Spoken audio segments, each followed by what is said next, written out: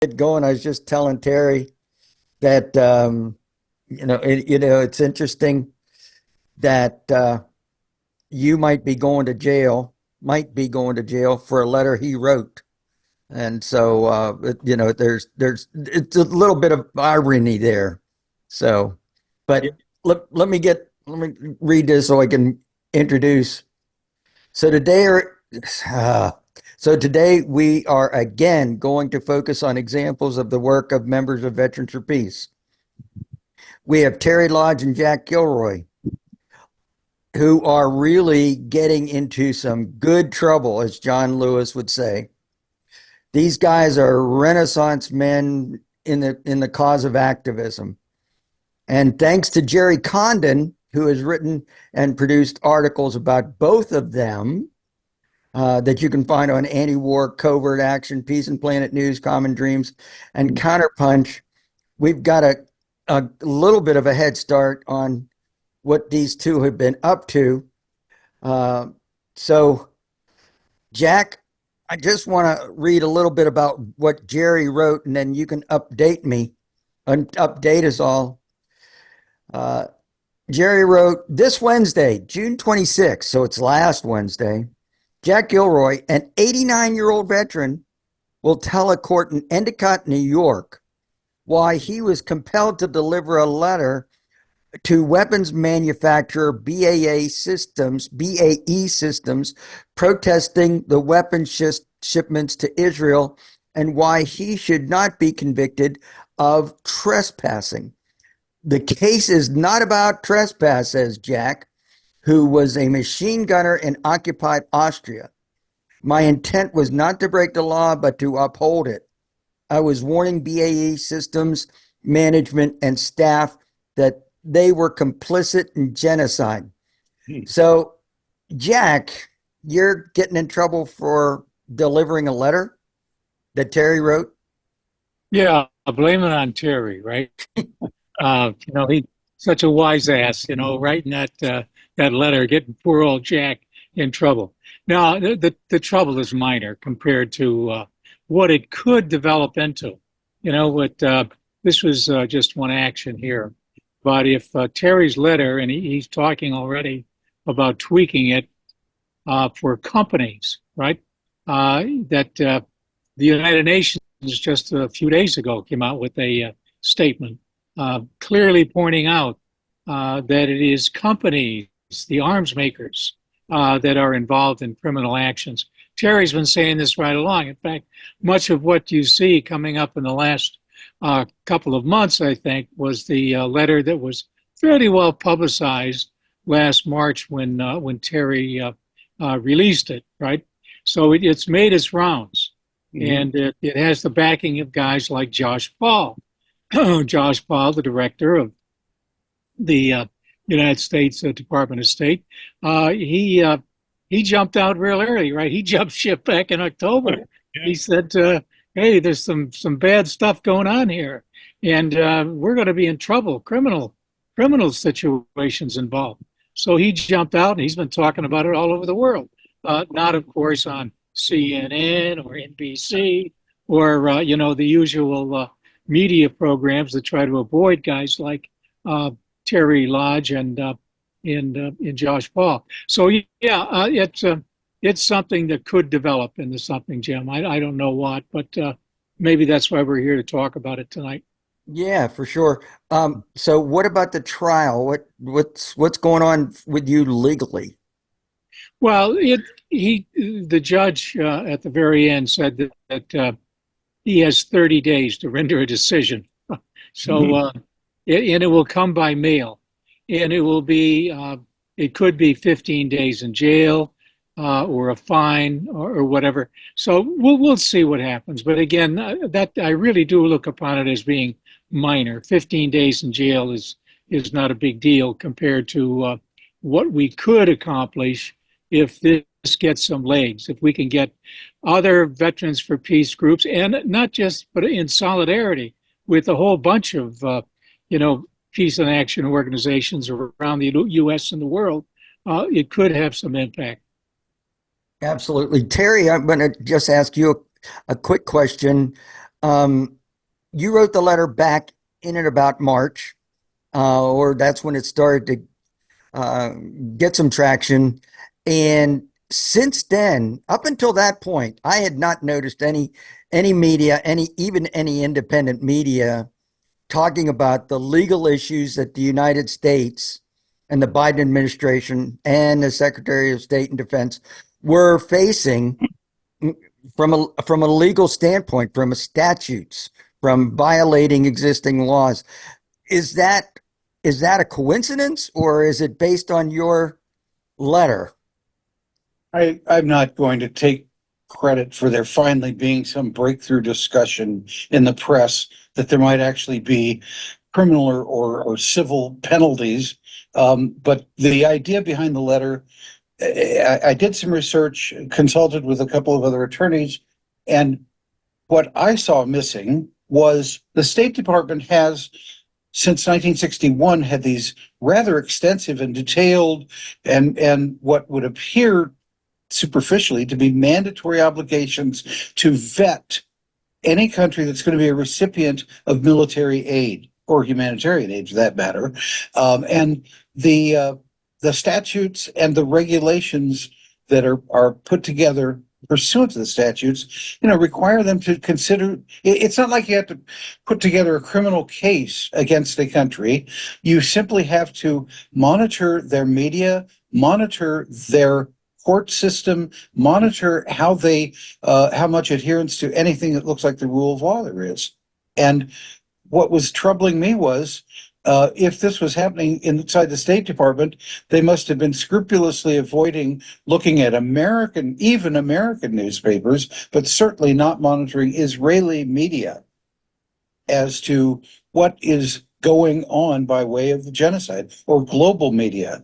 So my point, my objective was that there are some actual criminal penalties for failing to properly vet before committing U.S. aid. And the letter was directed to Secretary of State Blinken, and the idea behind it was that there are criminal penalties for not vetting or improperly doing it, and here's why you need to. And so cited some of the stuff about some of the, by February, the expanding news coverage of actual war crimes, the documentation, even again by some American press, of things that were going on, the carpet bombings, of course, and just the multiple arbitrary things. Starvation and famine was being imposed as a weapon of war by that time, and lots of very authoritative, credible international non-governmental organizations have been documenting stuff since the outset. So the idea was to inject there are criminal penalties into the discussion. And I guess, yes, I was trying to bid for a little bit more actual scrutiny out in the public domain about the fact that the U.S. Department of State is very centrally involved in promoting and protecting the genocide. So sorry for the long answer. No, that's a great answer. That's a great answer. Harvey, jump in whenever you want to. Well, yeah, I think inciting genocide certainly could be included as well, considering Yep. testimony that Blinken gave to Congress. It was completely not factual. Yeah. And Biden's talking about, seeing these pictures of beheaded babies. I mean, Yes. that was clearly incitement. Well, and let's remember that throughout his political career, Biden is the number one recipient of all time of APAC and I would say associated Zionist supporting organizations. And yes, and even, I mean, a story emerged a month or so ago about how in the early '80s, in a non-public meeting, he actually horrified a couple of members of the Israeli Defense Force with his talk of what would essentially be genocidal crimes against the Palestinians. I mean, yeah, if Israel It's just sort of ironic and almost laughable if it weren't in such a ghoulish scenario. But for Netanyahu to not like and play this game that Biden is not a steadfast friend of Israel is just impossible. So, Well, he apparently prefers Trump, but he doesn't have trouble stiffing Biden and doing whatever anyway. so Jack, I want to get back to you real quick because you took this letter to BAE Systems. Now, probably hardly anybody's heard of BAE Systems. Tell us about them and tell us why did you pick BAE Systems to take this letter to? Right. Well, you know, BAE Systems is the number six, the sixth largest war manufacturer in the United States, war products manufacturer. In Europe, they're the number one merchant of death. They stand above all other companies in Europe. And it's a Brit group. It's the UK. And by the way, they have permission in the United States to do whatever the hell they want to do. They're just considered to be another American company in the United States. But in Britain, they're involved in everything from nuclear weapons down to the 155s, which is a relatively small projectile, but still the most wanted projectile by both the Ukrainians and the Israeli government. And so BAE, they do make 155s, but what the BAE uses the system, the howitzer system.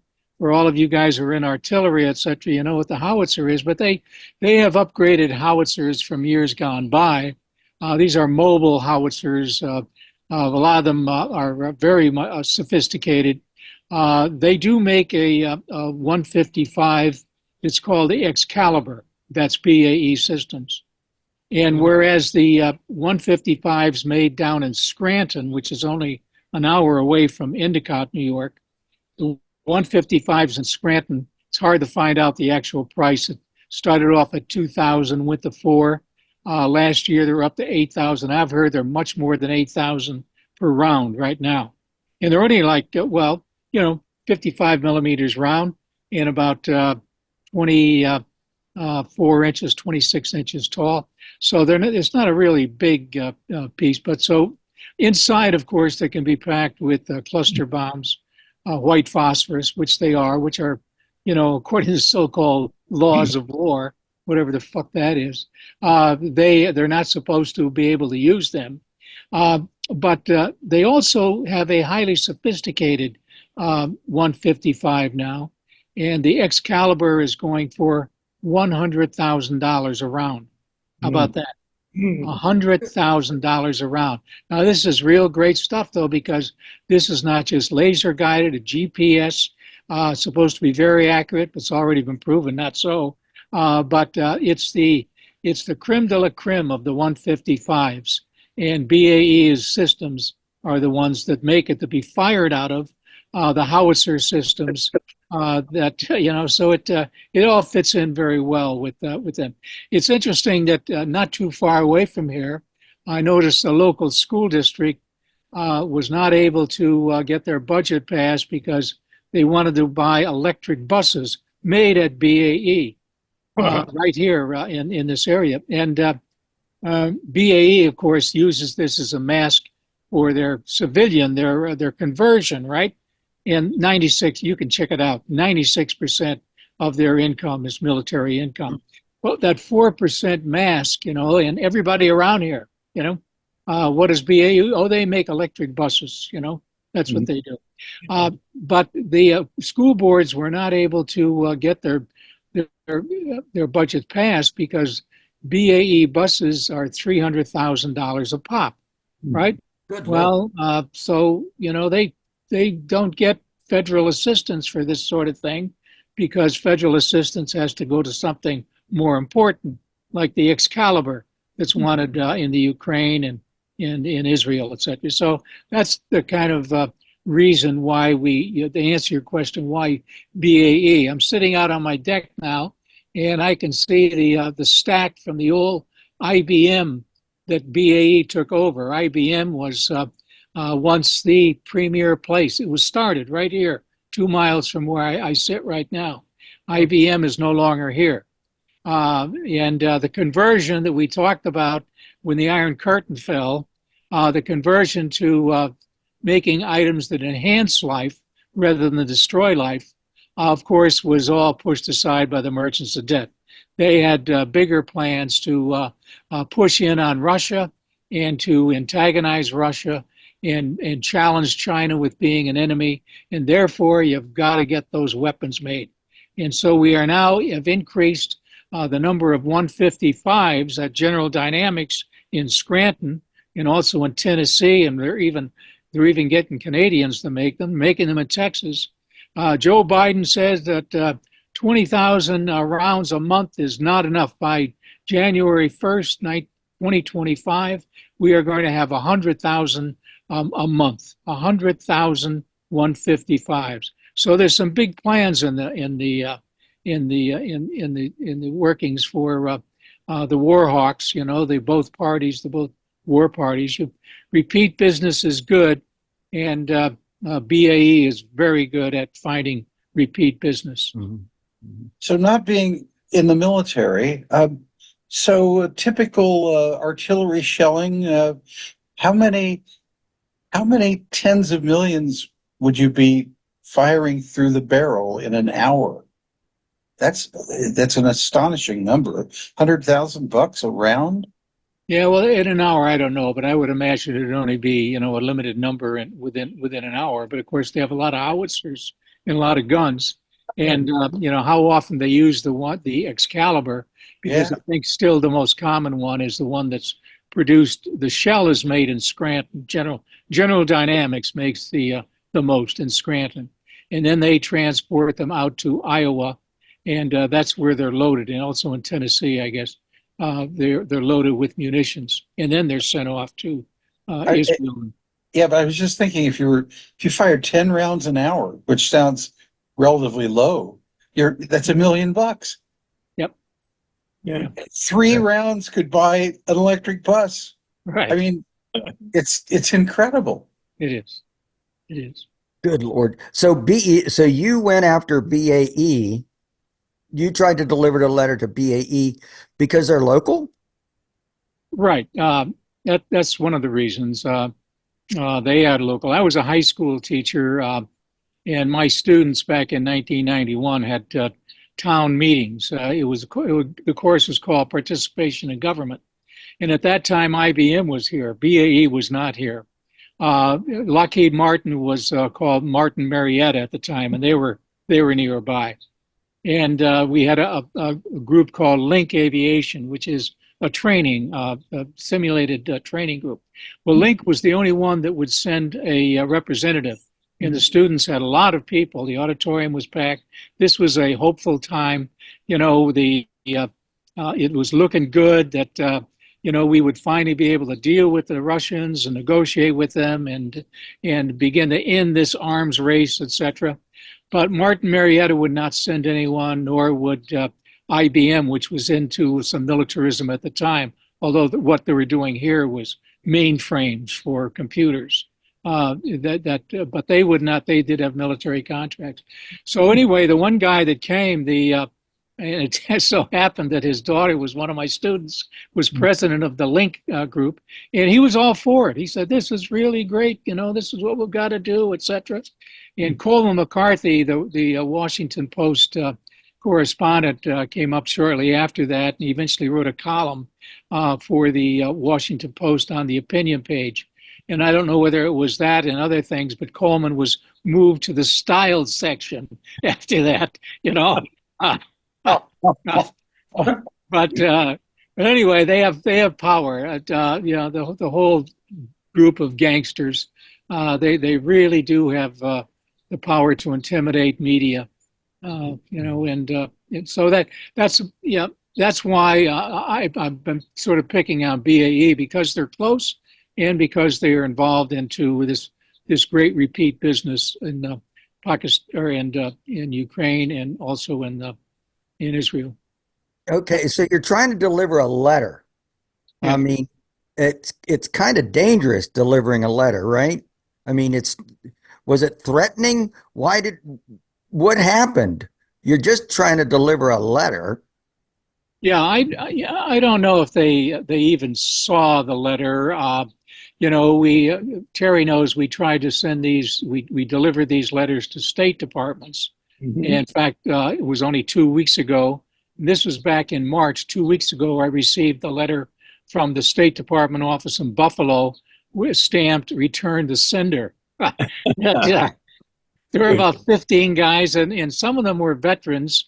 Some of them were veterans who were there, and they in Buffalo, and they knocked on the door, etc., and they took the letter, and they went inside, and then later on came back with the letter saying they cannot accept it. You know, so that's we wanted to make sure, so we sent the certified letter to them, that same address, and that came back returned to sender. So the point again, I guess I'm making is to just try to get Terry's letter out is not an easy thing to do, to try to get people to understand it. And so now Terry is talking. He can mention something about this. He already noted a little bit about it, that if this can be tweaked for companies, not just the State Department, that might help. But yeah, we started off. This was tax day, Jim and Harvey. It was tax day, April 15th, that we took Terry Lodge's, Terry wants to call it the Veterans for Peace letter, and we do that. We took the Veterans for Peace letter to the General Dynamics in Scranton, the same place where, Mike was on with me, I think once before. Mike Ferner and I lied down in front of the gateway to the plant, but they screwed us. They shut down the whole goddamn plant while we're there, so that we wouldn't be able to cause any commotion, with media or whatever. So, but anyway, that's the plant in Joe Biden's hometown, where they once used to make railroad parts. You can hear the whistles blowing nearby because it's a federal park. It's called Railway Town, right, or Railroad Town, Scranton. But they don't make any railroad parts there. They're making 155. So we tried to deliver the Veterans for Peace letter. The people in the guardhouse would not take it. The young soldier at the gate would not. So we did, the usual comments and all the rest, and finally put the letter in the gate itself. Then we drove up only probably 15 minutes north of Scranton, to a little town called Archbald, where I had called the chief of police and told them we're going to be there because, I want to let them know they never had anything going on there before. I said, we're going to be there for an activity. So another person, myself, tried to drive up past security up to the gate, which is on a hill. This is a little old coal town, so it's up on the hill from the valley where the people live. And they would not let us in. They told us to turn around, and no, they wouldn't take any letter. So we found a guard down below. It must have been his first day on the job, or he just didn't know. He took the letter. He was a very nice guy. Just, yeah, I'll get this to the up. They probably chewed his ass out, when he took the letter. And what the hell are you doing? But we talked to the chief of police, and a nice man. And of course, it's a depressed area, or was a depressed area. But Lockheed Martin, they've got 398 plants around the country, and they pump a lot of money, our tax money, obviously, into the economy. So he was just kind of curious as to why we would be, so we had a nice conversation with him. Then we went up to BAE, and up there we had maybe 18, 20 people with signs, brochures, flyers, etc. And we had an interesting interview with a Fox 40 that was there, and they interviewed and had something on television. Another channel, 34, covered it. And then I walked in with the letter, and a fairly large individual. Well, he looked more like Arnold Schwarzenegger. He probably could have picked me up and shook my shoes off, but he blocked the way.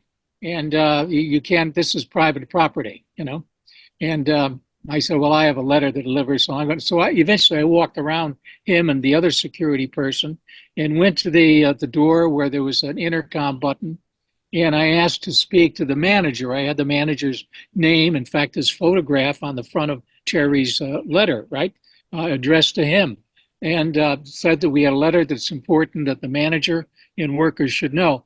Well, he's there, but he's not available right now. Well, send somebody down, send maybe one, representative down, and I'll give them the letter.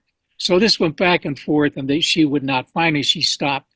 They called the cops. The police came and said, "You got to leave." And I said, "No, I've got to deliver this letter. It's really necessary." The necessity defense, right? That Terry advised me a little bit on beforehand. So I was arrested, and it was a simple. They didn't get in the criminal trespass, which I've had before, and it was a basic trespass, and so it's like a ticket, right, Terry, a citation or whatever, and so it was set for May 1st for the arraignment, the hearing, and I did that, and I thought first that maybe I wouldn't bother going. All you have to do is, we talked about nolo contendere, the no contest sort of thing, and just get publicity out of it. I think I finally decided, well, it would be much better for the publicity of this thing. It would be much better to try to put BAE on trial, and I'm just a nothing, no big deal there. But if we could get into a trial setting. So Terry, in the meantime, wrote a lot of stuff for me, advised me, maybe you should do this or do that, and here's what. So I tried to do my best with that, acting as a shithouse attorney, right? And defending myself. So people who were there, and it was a small courtroom, but it was packed. There were no empty seats, and there were people outside with signs.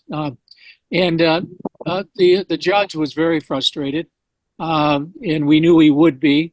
The young assistant district attorney was jumping up constantly, objecting to what I had to say. So I did my best to, very kindly say, well, I'll try to rephrase this. And of course, it was rephrased with essentially the same thing, that the BAE was committing criminal acts, and we're trying to warn the management, we're trying to warn the people, and it was necessary for me to get in there. So anyway, it went on for some time, and on both sides, we had witnesses. They had two witnesses. I had hoped that big Marine, the guy, he told me he was a Marine, the Schwarzenegger guy, but shit, they didn't. They sent the smaller guy, but that was fine, didn't matter, because I asked him, I said, is it true that, and I was pleasant with them. I tried to be pleasant with them and said I was glad to see him again, etc. And I said, isn't it true that you did not show me any identification? And he said, that's right, that's true, I didn't. I said, okay. And were there, and this, of course, from Terry and from Brad Wolf, I talked to Brad a bit too. Were there isn't it true that there were no trespassing signs? And he said, that's right, there were not. So then I had, later when the cop came on, and it was also, I thought it was going to be a military guy, and I had questions already designed for both the Marine and the military, but there were two different cop, but nice young man. And so I asked him if he, obviously had no question about his identification, wearing a uniform and coming, 6 cops in cop cars, we knew who they were, Endicott police. So I did ask him if he saw any no trespassing signs there. And he said he didn't have any recollection of that. He doesn't remember seeing any. So whether those two factors will be enough for the judge to say, well, BAE better get no trespassing signs up, or they better have badges to show who they really are. They could be guys from the street, right? We don't know. But I was able to ask the cop if if he had heard that there were criminal actions going on inside of BAE, wouldn't he come over and right away objection? I tried to rephrase that, but it didn't work out. There was an objection again immediately, and sustained by the judge. So we did get things out, at least for for our own particular purpose. And we had a chance to show one of our videos. We showed a video, which that was the only exhibit that they would accept because it shows that I did, walk through and over there. But again, we admitted that we walked in, and we admitted that we rang the doorbell. So it's up to him to make that decision. But whether he says guilty or not, I don't think that matters. What matters is that if we could somehow take that particular action and get it duplicated in several places around the country, many places around the country, and not just in the U.S., but if we can connect with the Brits, that's where they're really big. In Europe, they're in Australia. We have a woman in our group, Rachel Clark, which is not her real name because that's her American name. She's Japanese, and she has translated for the U.S. government. She translated the press release for our event and the Veterans for Peace letter and it's on Japanese Facebook. So it is interesting how we can get the message out. Excellent. That wonderful. I want to come back to you, but I got to get Terry. This letter, you mentioned it before, but it's causing all this hoopla in Endicott, New York.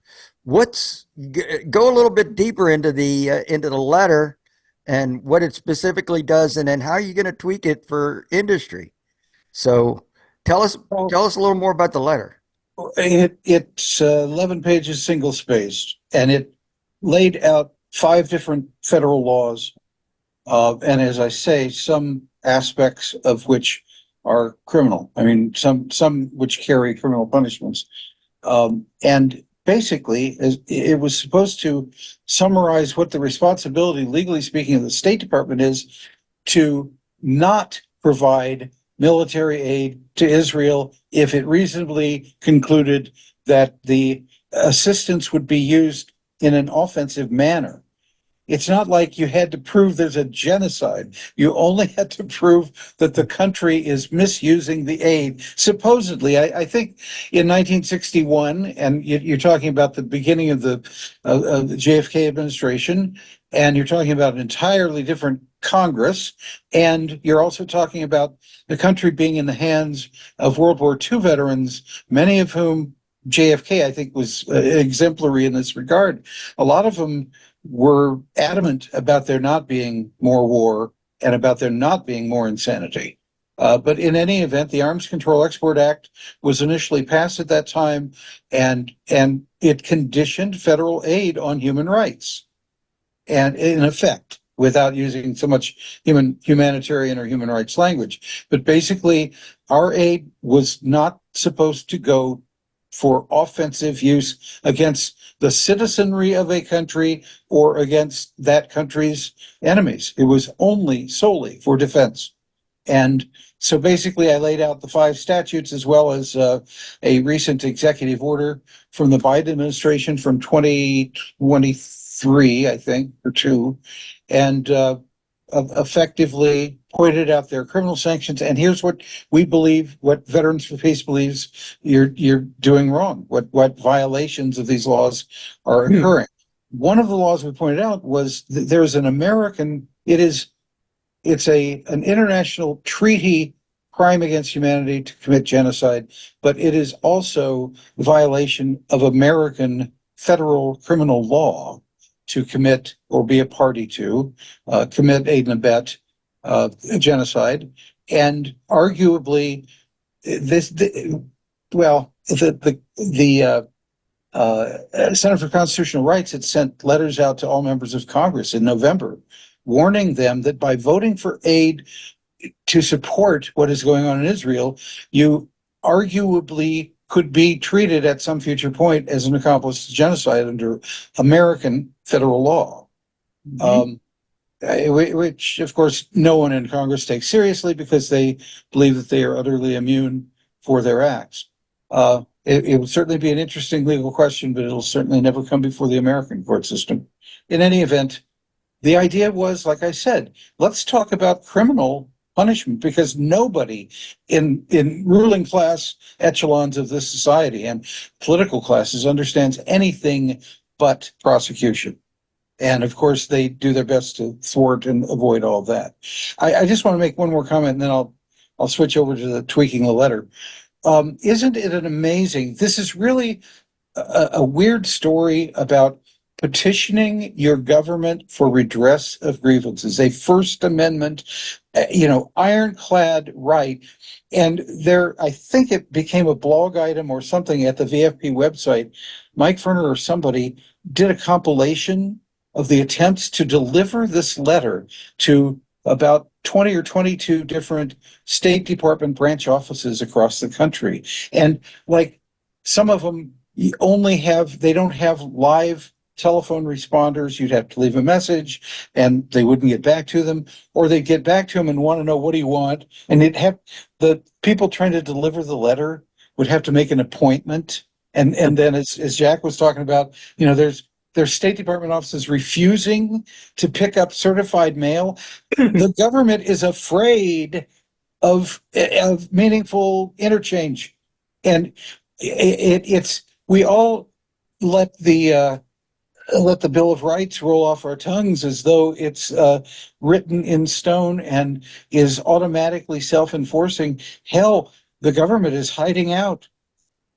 I mean, the longer they can fob us off and ignore and not have to listen to the messages or accept them. Anyway, I'll stop with that.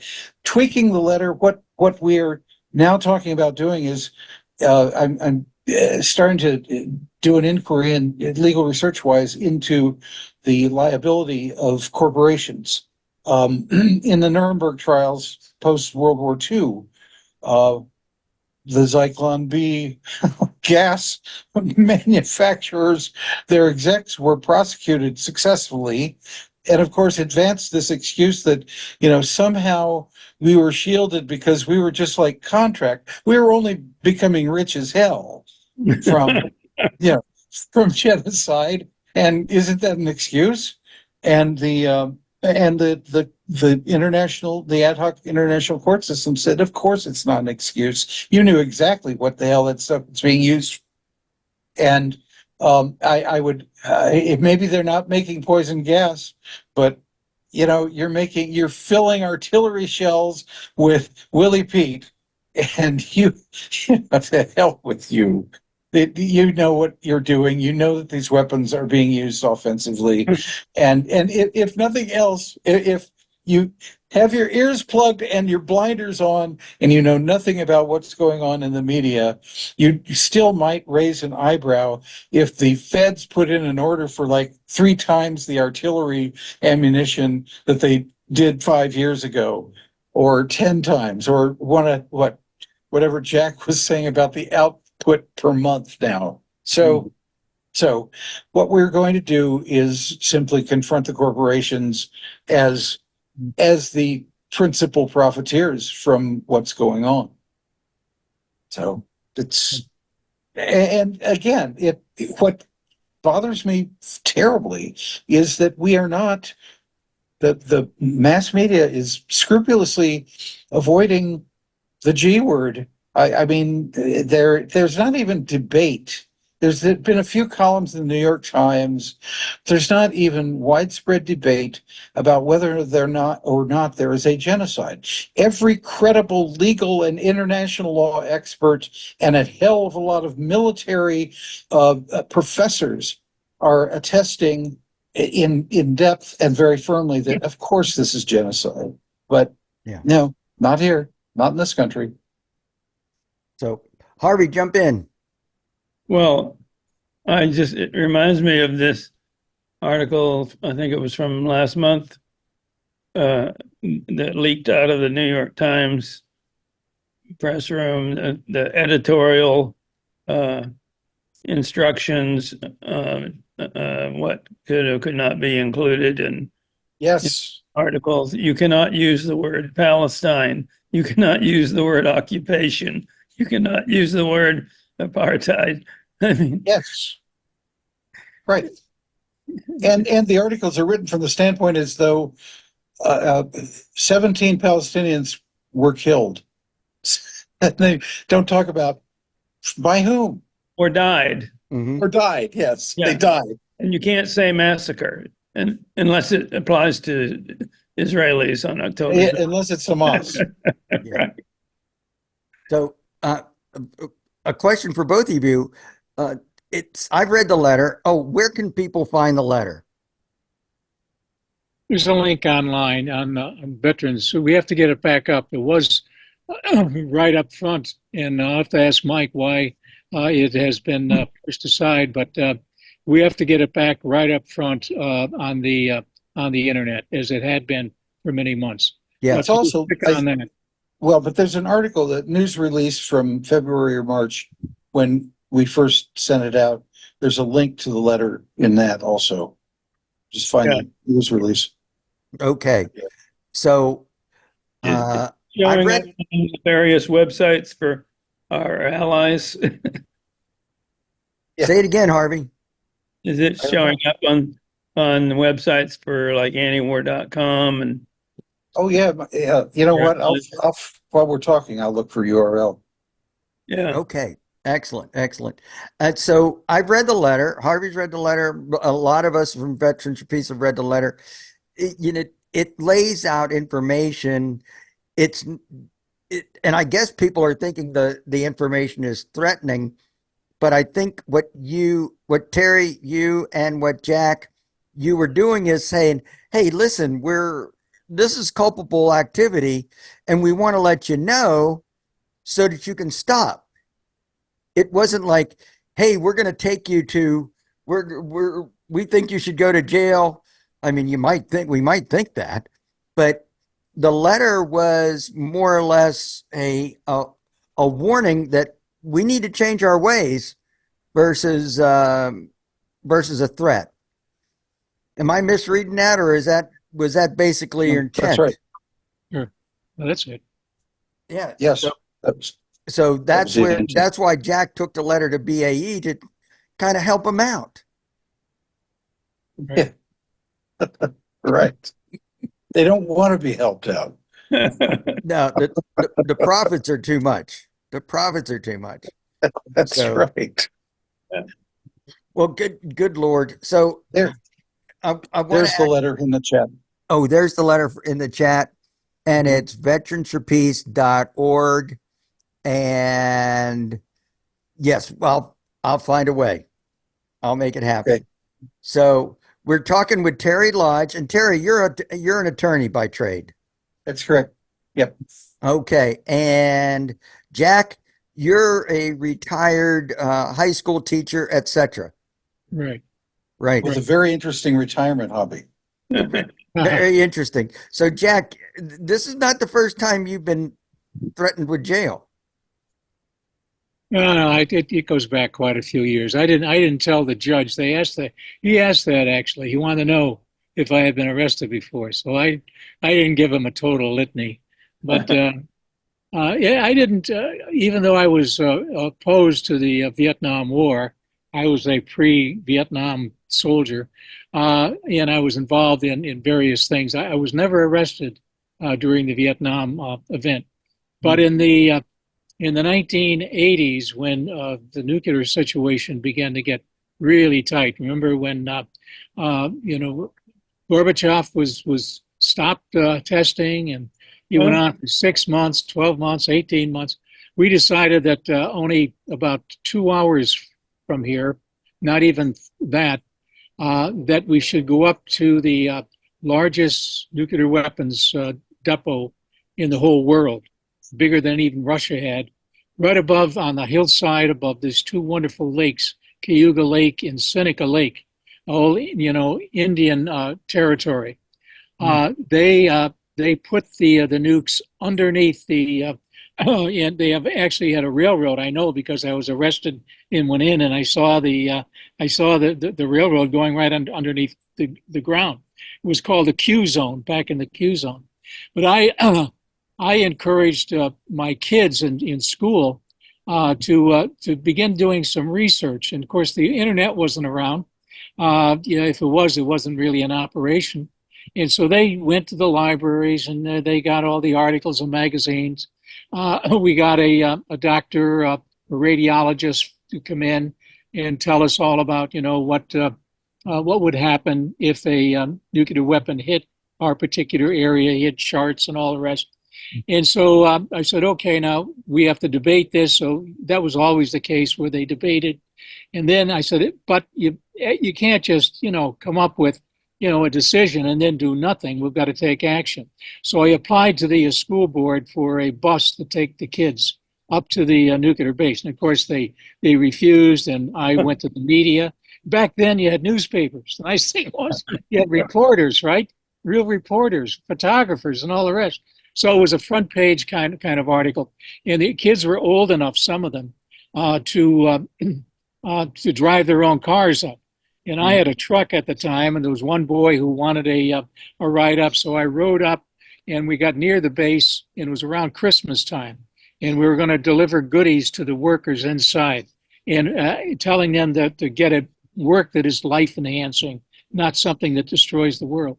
So I went into a bar, and I had a package with me. It was a Santa Claus costume. And I came back out, and the poor kid says, "Mr. Gilroy, is that you?" I said, "Yeah, it's me."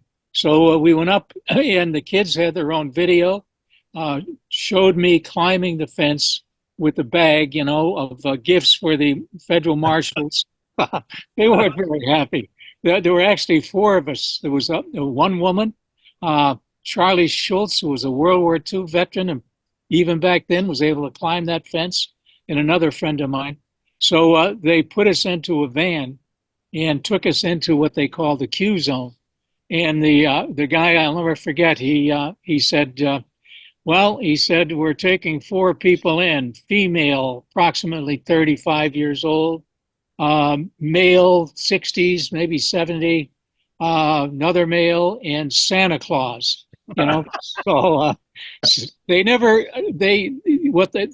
dropped. We did that three times, not just with Santa Claus, but other events. But they would not bring us to trial, because if they did, the Army constantly said that they neither confirm nor deny the presence of nuclear weapons there. But we had guys in our circle who were truck drivers from Texas who actually drove the nukes up that they made in Texas to store up at this place. So anyway, I'm pointing that out about, I won't go on, but that was one of the interesting, arrests. But I've been into federal prison. I was arrested at the School of the Americas for delivering letters, their petitions, actually. Terry was talking about the right to petition. We had four big coffins. They were actually Sears refrigerator boxes painted black. They're loaded with petitions. And I was in the front of the group, and for whatever reason, I guess because I had done that before, this was my second or third arrest there, I went on trial, and they gave me what they call diesel therapy, which means that they take you from prison to prison chained, and so you get to see a little bit of the U.S. prison system. So I saw one county southern jail and three federal prisons. So that was that. And then 10 years ago, I was the oldest inmate up at Jamesville Penitentiary in Syracuse, because there were 33 of us that lied down in front of the gate. And that was called government obstruction, So I ended up with 3 months, and the others pleaded guilty. But again, my point was that it's the criminals that are inside.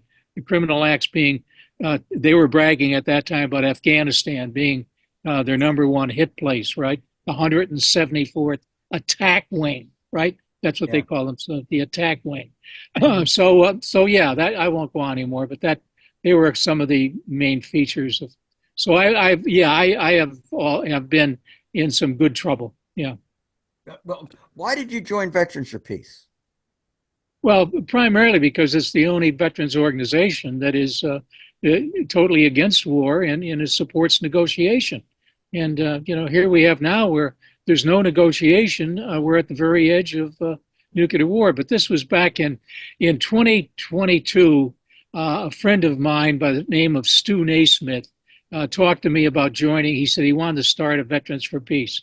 Stu was I got to tell you this story because I know I'm taking up time here, but Stu was Great stories. he was from Colorado. Stu was from Colorado, and he said Stu used to talk out of the corner of his mouth, and he said I ran away from home, and I ended up in upstate New York, and he said I was 17, just turned 17, and I was thinking about the military, and I lived with the Quaker family. And I thought they're very strange, he said, because they're opposed to killing. So he said, I went into the Navy and they attached me to the Marine Corps. And he drove one of the ducks, the landing gear, the landing in any number of islands. He said, I saw so much bloodshed. He said, I came back and I became a Quaker. Well, we used to go to schools and I would say to the kids, who is the founder of basketball? And I'll give you a little prize and there was always one kid that knew that it was James Naismith, right? Reverend James Naismith.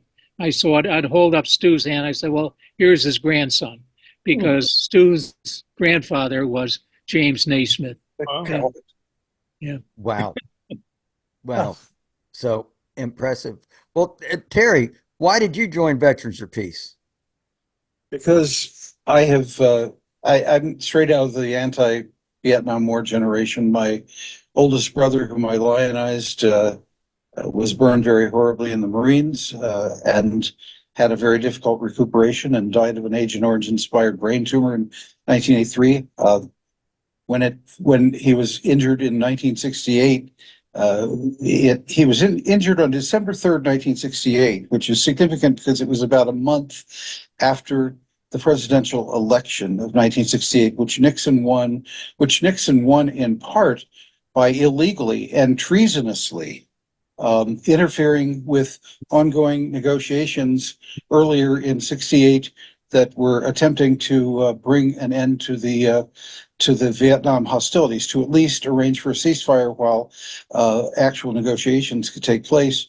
It came out about, not relatively recently, maybe in the last 15 to 20 years, that LBJ was fully informed of the attempts by the Nixon campaign, working through an intermediary, to convince the Ho Chi Minh and the North Vietnamese and the Viet Cong to simply hold off until after the election. We'll give you a better deal. And I of course didn't know all this stuff in December or 68 or early 69, but it really resonates with me that things can change in a heartbeat if world leaders want them to or don't want them to, and that we are so easily and casually manipulated as a population, as a subset of the warriors that do the dying. This is a manifestation of class warfare that is huge, and now we see how incredibly wide the war machine has a grip on our politics. And I mean, if being immersed in two hot wars at once, with nuclear war implications looming around the edges, isn't enough to wake up a significant part of this country, we're going to be in very, very deep trouble. We could be plunged over into an extremely precarious situation in Europe or in the Middle East. And so you asked why I joined.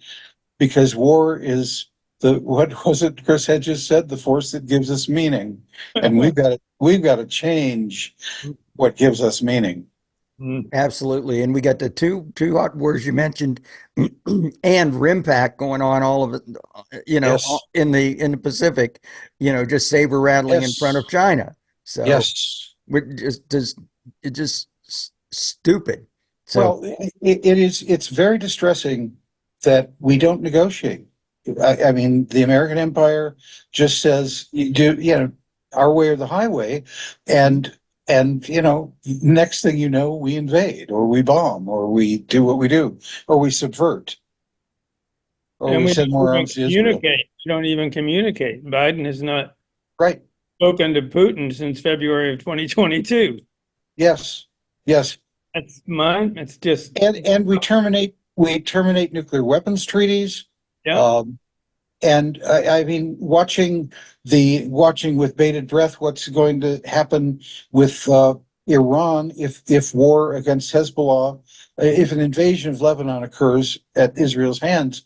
Um, Trump detonated, no pun intended, the Joint Comprehensive Plan of Action, the Iran nuclear deal, but the Biden administration very casually and knowingly screwed it up the ante and made it impossible for there to be any meaningful negotiation.